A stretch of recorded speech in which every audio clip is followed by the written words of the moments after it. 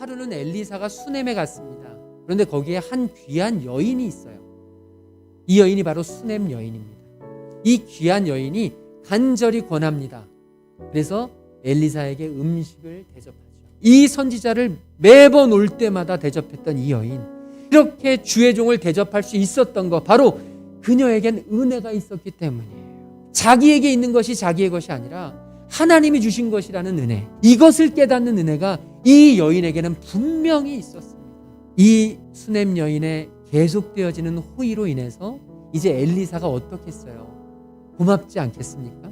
그래서 이 엘리사는 자기 종을 시켜서 그녀에게 가서 이야기하라고 해요.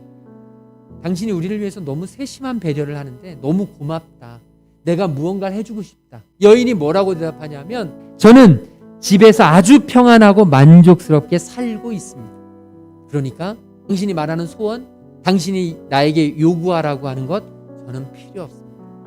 이 여인은 지금 자신의 삶에 완전히 만족하며 살아가고 있다는 겁니다. 여러분, 이게 쉽겠습니까? 그런데 이 여인은요, 아들이 없었어요. 그래서 엘리사는 이 여인을 불러 너에게 자식이 생길 것이다, 너에게 아들이 생길 것이다 라는 예언을 해주었고, 이 엘리사의 예언대로 그녀는 1년 후에 아들을 갖게 되었습니다. 어느 날, 추수하는 뜨거운 날, 이 어린 아들이 열사병에 걸려서 시름시름 앓다가 죽게 된 것입니다.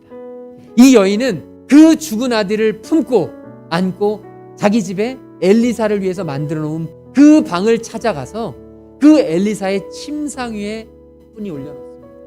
그리고 엘리사를 집으로 데려와서 그 엘리사가 집에 와서 그 아이를 살려냅니다.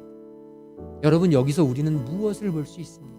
은혜로 사는 사람은 위기 앞에서도 다르다. 아무리 은혜로 살아도 삶에 위기가 있습니다.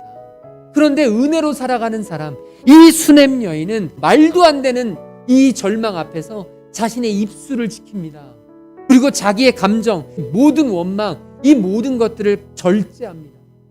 그리고 그녀는 하나님이 주셨으니, 주신 분도 하나님이시니, 가져가시는 분도 하나님이시니, 여기에는 분명 하나님의 뜻이 있을 것이라는 확신을 가지고 결국에는 다시 자기 아들이 살아나는 것을 보게 된 것입니다.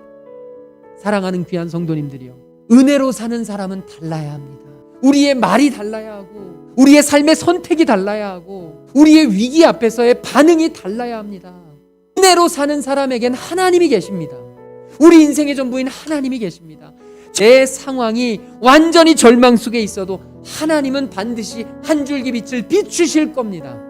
지금 이 여인은 그 소망이 있었기 때문에 아무 말도 없이 요동하지 않고 흔들리지 않고 자기의 아들의 시신을 그 엘리사의 침상 위에 올려놓을 수 있었던 것입니다. 여러분, 은혜로 사는 사람은 나의 것을 하나님이 내게 주신 것이라고 외치며 나에게 주신 은사와 은혜로 하나님의 사람들을 살려내는 귀한 일들을 행하는 줄로 믿습니다.